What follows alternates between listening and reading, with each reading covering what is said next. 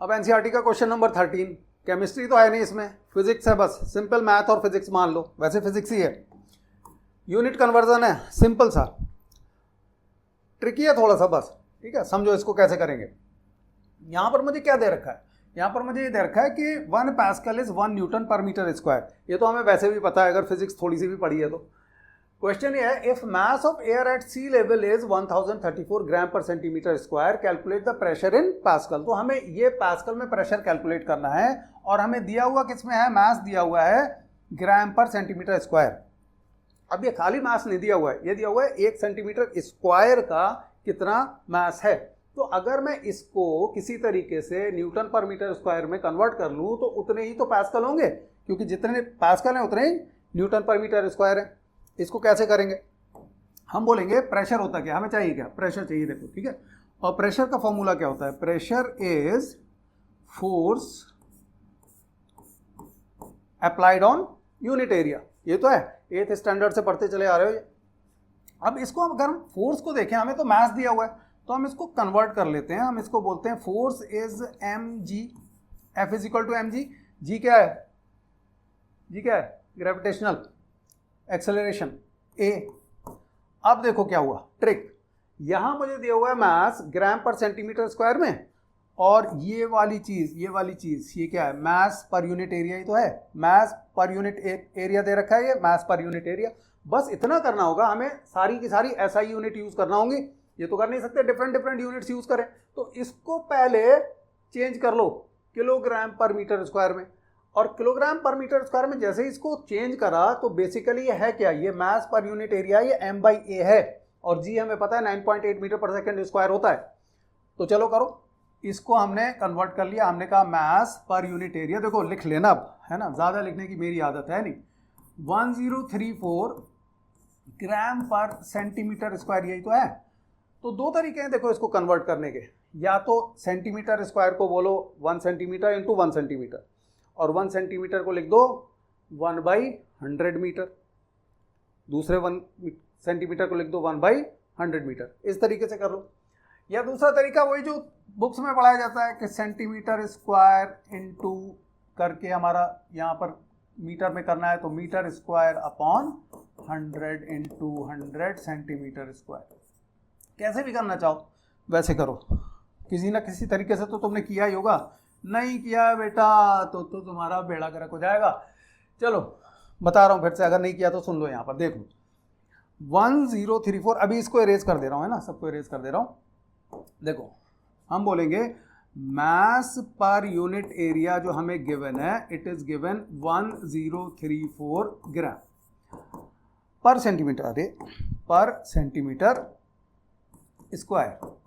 तो ये क्या हुआ आपका, ये हुआ 1034 ग्राम पर सेंटीमीटर स्क्वायर। तो अब मैं लिखूंगा 1034, इस ग्राम को किलोग्राम में कन्वर्ट करूंगा। तो अगर मैंने यहाँ ग्राम लिखा है तो किलोग्राम मुझे कहाँ चाहिए, यहाँ पर चाहिए न्यूमरेटर में, उतने ही ग्राम से डिवाइड कर दूंगा, क्योंकि अब ये वैल्यू तो 1 हो गई ना, 1 किलोग्राम डिवाइडेड बाई 1 किलोग्राम ही तो हो गया ये। तो ये तरीका होता है। अब ये ग्राम ग्राम यहाँ से कैंसिल हो जाएंगे, अब करना नहीं है ये ग्राम ग्राम, यूनिट को कैंसिल करते हुए मत दिखाना कहीं, ठीक है। लेकिन हाँ बस ये इमेजिन कर सकते हो कि अगर ये अब ग्राम ग्राम कैंसिल हो जाएंगे तो इट इज एक्चुअली 1034/1000 किलोग्राम्स आया, है ना। फिर आपका ये जो आ गया नीचे सेंटीमीटर स्क्वायर था, तो ये बेसिकली 1 सेंटीमीटर स्क्वायर है। अब 1 सेंटीमीटर स्क्वायर है तो मैं इसको 1 मीटर स्क्वायर में कन्वर्ट करूंगा, 1 मीटर स्क्वायर के बराबर ही यहाँ सेंटीमीटर स्क्वायर लिख दूंगा। तो 1 मीटर में कितने सेंटीमीटर होते हैं, 100, तो यहाँ पर 100 इंटू 100 सेंटीमीटर स्क्वायर। अब फिर से देखो ये सेंटीमीटर स्क्वायर कैंसिल हो जाएंगे, तो बचेगा क्या, बस मीटर स्क्वायर यूनिट बचेगी।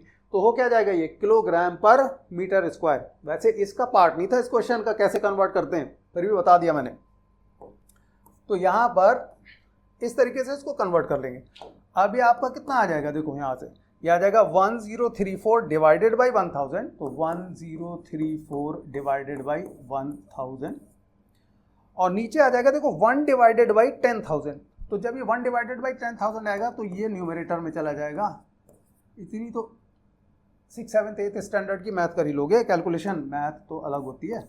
ये 3 गए, ये 3 गए, तो बेसिकली ये हो क्या गया, ये हो गया 10340 kg पर मीटर स्क्वायर। अब ये ऐसा यूनिट में आ गया मेरे पास, m/a की वैल्यू 10340 किलोग्राम पर मीटर स्क्वायर में आ गई।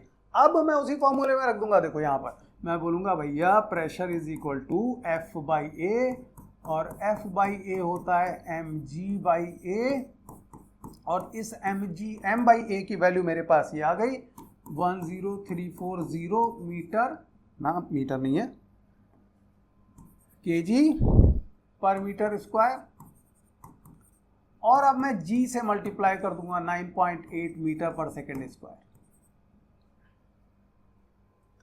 तो अब जो ये आंसर आएगा मेरा किस में आएगा, देखो एरिया से डिवाइड करने पर ये आपका किस में आ जाएगा, अब ये मेरा न्यूटन पर मीटर स्क्वायर में आ जाएगा। क्यों न्यूटन पर मीटर स्क्वायर में आ जाएगा, क्योंकि मैंने यहाँ पर न्यूटन लिया है, ये मीटर स्क्वायर लिया है, सारी यूनिट्स मैंने बाद में ऐसा ही रखी हैं, तो इसकी यूनिट तो न्यूटन पर मीटर स्क्वायर ही आना है, सारी ऐसा यूनिट है।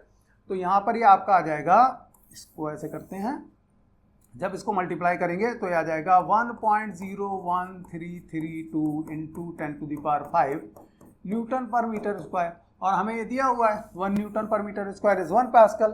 तो हमसे पूछा भैया पास्कल में क्या होगा, ये पास्कल में, तो ये पास्कल में इतना ही हो जाएगा 1.01332 इंटू 10⁵ पास्कल। आ गया आंसर।